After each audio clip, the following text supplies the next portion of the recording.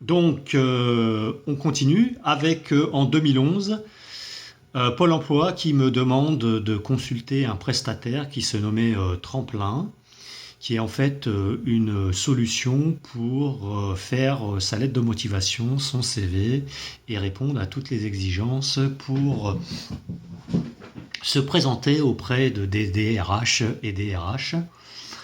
Alors donc je me souviens de son nom et de son prénom, je ne vais pas la mentionner ici, mais je devais venir tous les lundis pendant 6 mois, pendant 45 minutes, et j'ai tout fait ce qu'elle m'a demandé. Cependant, j'ai quand même appris à cette dame à se servir et à compléter un profil LinkedIn. Bien entendu, je comprends que tout à chacun ne peut pas tout connaître, même dans son propre métier. Je ne lui reproche pas, mais enfin, je le dis quand même. Mon profil était déjà, en 2011, était déjà rempli.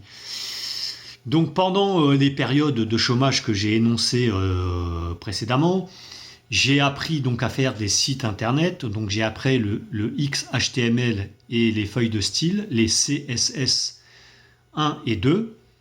J'ai appris le PHP MySQL pour apprendre à faire des sites de e-commerce. Ah oui, j'ai oublié de noter que pour faire le site internet, j'ai mis 18 mois pour apprendre XHTML et CSS2. Donc je sais faire un site et internet à la main sans logiciel. Et donc je sais faire aussi des sites de e-commerce avec le logiciel OS Commerce. J'ai appris le blogging, j'ai commencé à développer des blogs en 2007. Donc aujourd'hui j'en ai développé 13.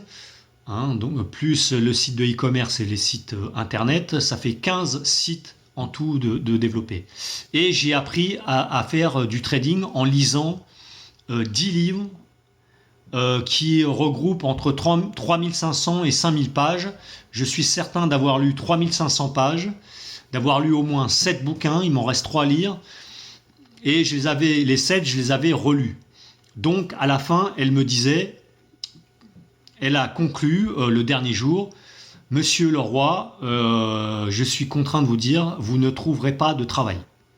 Donc j'ai énuméré toutes mes compétences, toutes mes connaissances, qui passent de technicien à ingénieur, à administrateur, coordinateur de projet, en infogérance, etc. Tous les sujets que j'ai abordés, plus que j'ai appris en étant au chômage, site internet, site de e-commerce, blogging, trading, etc.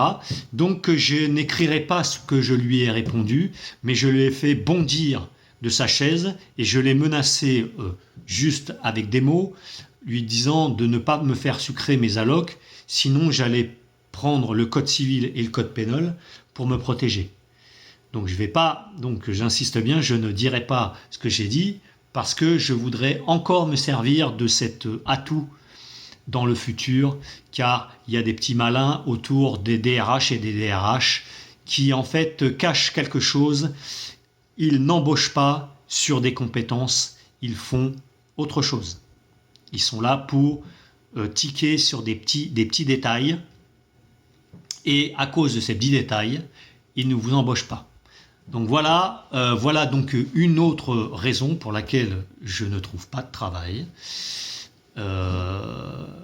Nous avons donc des professionnels de la lettre de motivation, du CV, des DRH et DRH, mais en fait qui sont totalement incompétents car ils vous font chier sur des petits détails, et on va revenir plus tard, vous verrez, sur une psychologue du travail qui m'a gentiment fait le reproche d'avoir mis sur mon CV comment devenir un SDF à cause du trésor public et comment redevenir un chômeur à cause d'un délit d'initié. Ça lui a pas plu, ça lui plaît pas, mais ça fait partie de ma vie et je veux pas que ça recommence parce que je souhaite démasquer cette petite clique d'escrocs, parce que pour moi ce sont des escrocs, ces gens-là.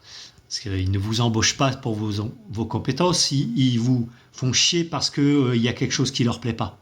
Voyez? Et à cause de ça, ils jettent vos CV. Sur ce, je vous laisse. On continue sur la progression de mon curriculum vitae. À bientôt.